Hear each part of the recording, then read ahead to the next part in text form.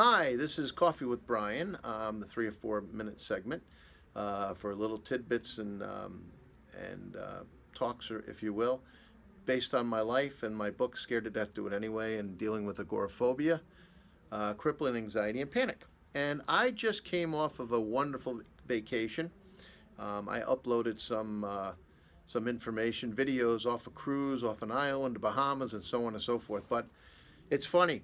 I wanted to give you details, if you suffer the way I did, of I'm going to start with the night before, and I'm going 15 years ago, 16, 17 years ago, 12, 14 years ago. You had, I'm going on a cruise, I'm going on a trip, I'm staying in a hotel, and so on and so forth. The things that people with anxiety and panic and so on suffer from. The people that don't suffer have to understand it's not the big thing in front of them. It's not the boat. It's not the plane, although that's part of it. It's all the other stuff that goes with it.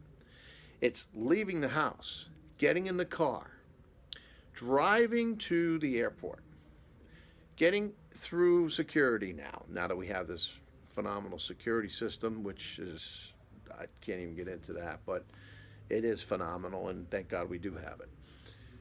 Then it's waiting. That's that's unbearable. Then you have the actual boarding of the plane. Then you have the stewardess saying the door is now shut. Now you have the flight. Then you have the landing. The flight, the getting up and getting down are the best parts. It's being up there. That's the part that hurts the worst. The worst. And now you're in an unknown area. Now I was in Naples, Florida.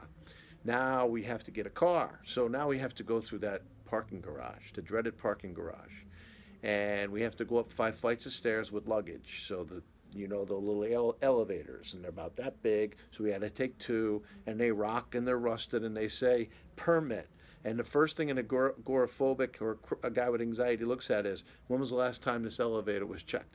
Trust me, people that don't suffer don't even know what I'm talking about. The people that do understand what I'm talking about. And you look for that little sticker or the certificate in that elevator just to make sure, even though you know it probably wasn't done. They probably just stamped it. I know you know. Then you get there and you're trembling because you know you got to go back down with the luggage. Because, okay, now you go back down. Now you get the car. Okay, fine. Now you got to find your way. Then you get the hotel. Now you're checking in. You're relaxed. It's sunny. It's warm. It's this.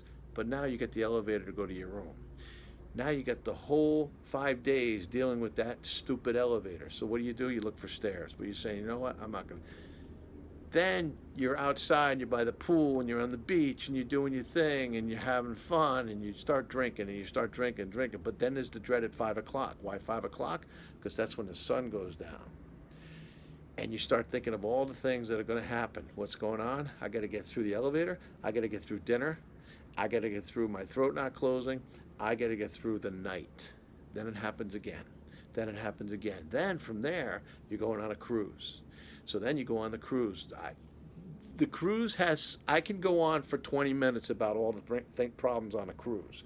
You have the muster station. You have all these different things. Muster stations where they put you in like cattle, and you're sitting there like this, and you can't get out, and you start to breathe, and you're like, oh God, I'm going to have a heart attack. I'm going to look foolish in front of people. Then you have the next thing. Then you have, guess what? None of that. Not one thing happened on this trip. And this has been going on for about 8 years, 9 years now.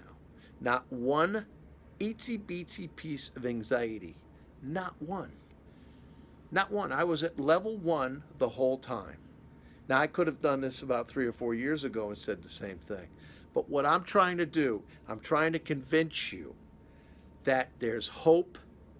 I was where you are. If you suffer tremendously or even on a very low level, and this is a longer video than you're used to, you have to understand that there's hope. I know what I'm talking about, and you will and can get better. Trust me. Scared to death, do it anyway. Read the book, come to some of my talks, questions, emails, whatever it is, I'm going to help you. Okay? Have a great day.